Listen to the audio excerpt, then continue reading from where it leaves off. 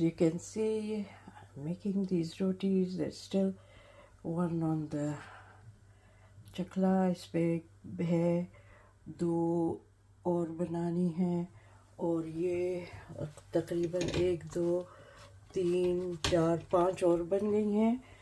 5 वो बन गई हैं, 2 ये हैं और 2 ही हैं। मेरे ख्याल में 9 रोटियां बनेंगी ऑल टुगेदर। ठीक है, ये 9 rotis all together. That's it. मेहनत है, लेकिन at the end of the day मज़े का खाना बन जाए तो फिर बड़ी सेटिस्फैक्शन होती है। ये पानी अच्छी तरह बॉयल हो गया है। अब मैं इसको बिल्कुल स्लो इस पे कर दूंगी, लो उस पे, और इसमें मैं मकई का आटा डाल रही हूँ। ये 1 कप और 2 टेबल स्पून पानी था। इसमें मैं 250 ग्राम जो है ये मकई का आटा डाल रही हूँ, और इसको इसी में गूंदूंगी मैं। ये अच्छी तरह इसमें गूंदूंगी। अगर लगा कि पानी थोड़ा कम है तो 1 2 टेबल स्पून और मैं डाल दूंगी इसमें। इसको बस फिलहाल ऐसे अच्छी तरह ये गूंद रही हूँ मैं। हल्की स्लो हीट है, बहुत लो हीट है। उसमें ये गर्म पानी मैंने डाला है, तो ये थोड़ा सा गर्म पानी और डालूंगी इसमें, ताकि ये अच्छी तरह मिक्स हो जाए। ये देखें, और इसको फिर मैं अब चूल्हा बंद कर रही हूँ। बस ये हीट पे रखा हुआ है, लेकिन चूल्हा मैंने बंद कर दिया है। और अब मैं इसमें अबाउट 4 टेबल स्पून घी के डालूंगी, जो ताकि इसमें फिर वो गूंदने में आसानी हो। मैं निकाल, ये देखें, मैं 4 टेबल स्पून डाल रही हूँ घी के।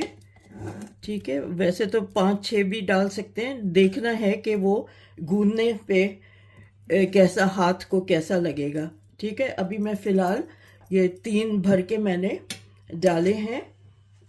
अब मैं इसको और मिलाती हूँ, ताकि ये गरम गरम है तो ये घी भी मेल्ट हो जाएगा और अच्छी तरह इसमें मिक्स हो जाएगा। ठीक है, तो मैं ये इस तरह से इसको करके, और फिर मैं आपको अभी, क्योंकि मैं हाथ नहीं लगा सकती, गरम बहुत है, तो मैं अभी इसको जब ये सारा अच्छी तरह मिक्स कर लूँगी तो मैं आपको दिखाती हूँ। फिर मैं एक तसले में निकालूँगी और फिर मैं उसमें इसको गूंदूँगी। आई डोंट थिंक इसमें अब पानी की ज़रूरत होगी। अब इसको मसल के गूंदना है।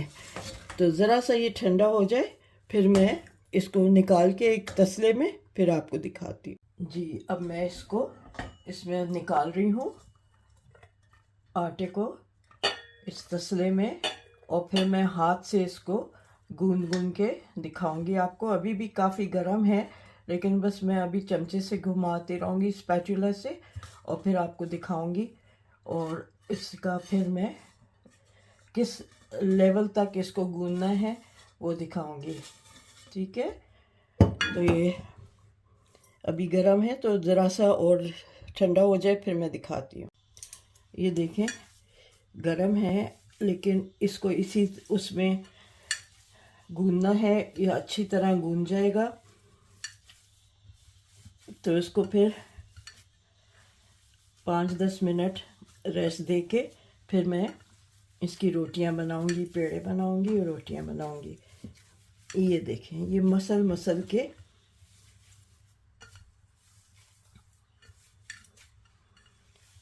कभी मैंने उसमें नहीं ट्राई किया, आटा गूंदने वाली मशीन में, कि इसको उसमें ट्राई करके देखूं।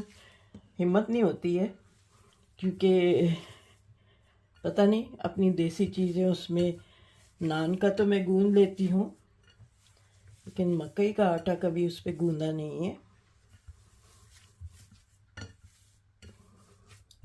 अभी भी काफ़ी गर्म है, तो मैं अभी छोड़ती हूँ इसको, 5 मिनट के लिए, ज़रा सा ठंडा हो जाए फिर मैं दोबारा आपको दिखाती हूँ। जी देखें, ये अच्छी तरह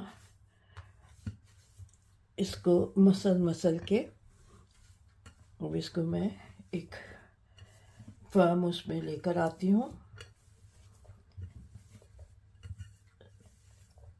ये इसको इकट्ठा करती हूँ इसको, फिर आपको पेड़े बना के दिखाती हूँ। ठीक है, अभी ज़रा सा और कसर है, ज़रा सी और मसल लूँ मैं।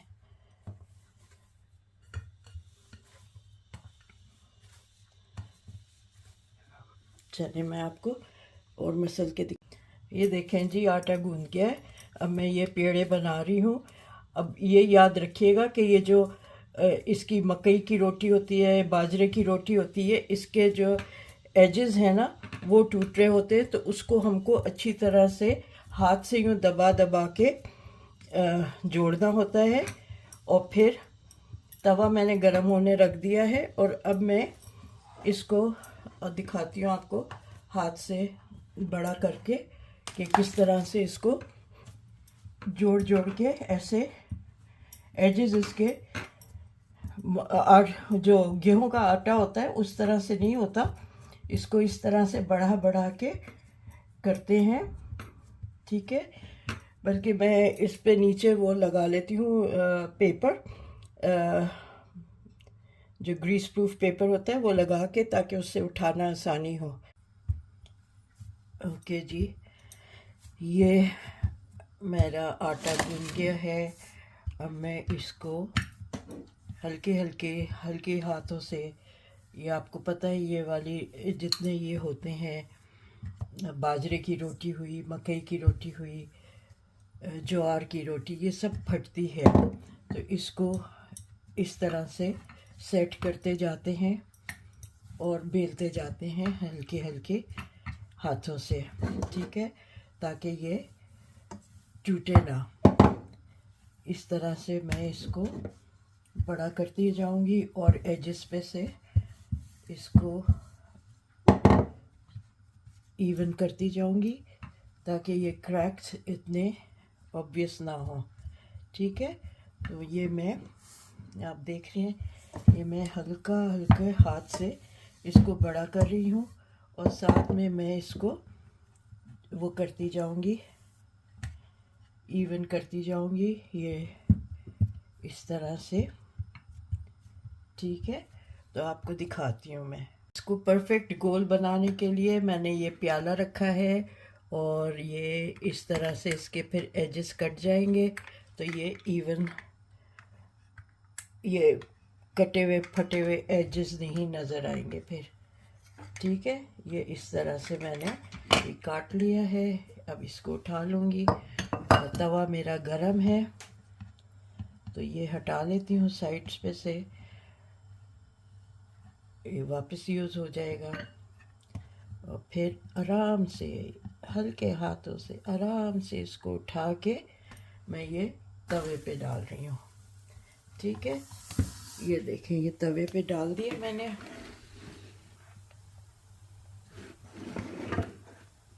ओके, ये तवे पे डल गया। अब हल्की आंच पे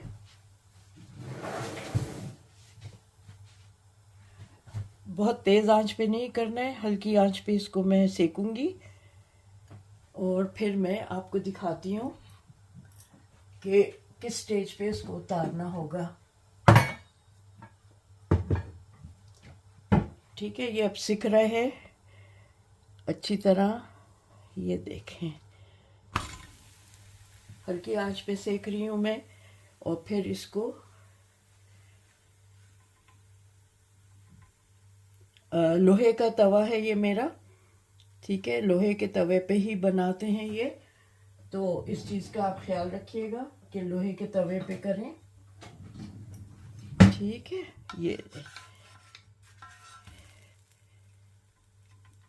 हल्की आंच पे, और ये इस तरह से ये सिक जाएगी रोटी। अभी उस तरफ से और सेकनी है। ठीक है। फिर ये जब उतारूंगी मैं तो इस पे मैं हल्का सा मक्खन या घी लगा दूंगी। ठीक है, ये देखें ज़रा सी मोटी रखी है मैंने, इसलिए कि मैं ये उसमें फूड फेस्टिवल में रखूँगी, तो मैं ज़्यादा पतला करूँगी तो वो फिर उसमें सही नहीं रहेगी। तो सीखने के लिए ज़रूरी है कि मैं इसको आराम से मोटी की सेकूं ताकि वो अंदर तक उस दिन नरम रहे। करारी हो जाएगी तो फिर वो अंदर से नरम नहीं रहेगी, सख्त हो जाएगी। तो इसलिए मैं इसको हल्की आंच पे सेक रही हूँ ताकि ये अंदर तक गर्म हो जाए और सिक जाए। ये देखिए कैसी अच्छी ये फूल रही है, सिक गई है ना, तो ये अब फूल रही है। अब मैं बस इसको उतार लूँगी। ये फूल गई है, ये देखें फूल रही है ये सारी। इधर छेद हो गया है तो ज़रा सी हवा निकल रही है, वरना ये सिक गई है। अब मैं इसको उतार देती हूँ। ये इस प्लेट पे रखती जाती हूँ मैं और बाकी के भी बनाती हूँ। लेकिन इससे पहले कि बनाऊँ मैं इसमें ऊपर से जल्दी से हल्का सा घी लगाऊंगी।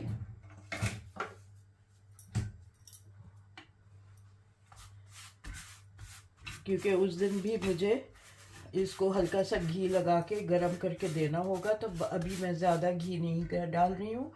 अंदर ऑलरेडी इसमें आपने देखा था काफ़ी घी पड़ा हुआ है। ठीक है, तो ये इस तरह से ये देखें अच्छी खासी फूल गई है ये रोटी। अब मैं इसको इस तरह घी लगा के, ज़्यादा घी नहीं लगा रही हूँ, हल्का हल्का घी लगा रही हूँ, क्योंकि जब ये मैं दूंगी तो उस वक्त गरम करते हुए हल्का सा बटर लगा लूँगी। सो this is what it is like. ठीक है, चलिए अब मैं बाकी की रोटियां बना के फिर आपको दिखाती हूँ। एक और मैं आपको दिखाती जा रही हूँ ताकि आप देखें कि ये किस तरह से ये जो एजेस इसके वो फटने लगते हैं, तो उनको कैसे आप इवन करें दबा दबा के, और फिर इसको हल्के से उससे बेलें, थोड़ा थोड़ा हल्का सा बेलें, और फिर इसको आप वापस इस तरह से करते जाएं। टाइम कंज्यूमिंग है, लेकिन बस ज़बान के मज़े के लिए ये सब करते हैं हम लोग, और क्या किया जाए। अपनी ज़बान का मज़ा है इसमें, और कुछ नहीं है। ये देखें हल्के हाथों से इसको बेलें। ठीक है, ये देखें। वैसे तो कुछ लोग यूँ इसको चकले को घुमा लेते हैं, लेकिन वो फिर चिपका रहता है, वो फिर मुश्किल होती है उसको उठाना।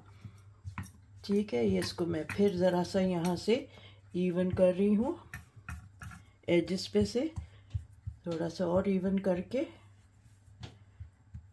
हल्का सा और बेलूँगी, और फिर इसको उठा के ये देखें।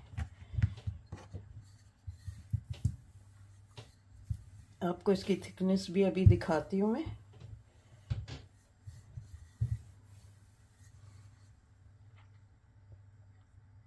ये देखें मैंने एक और रोटी को बना लिया है, और मैं अभी आपको उठा के दिखाती हूँ, और फिर इसकी थिकनेस भी दिखाती हूँ आपको।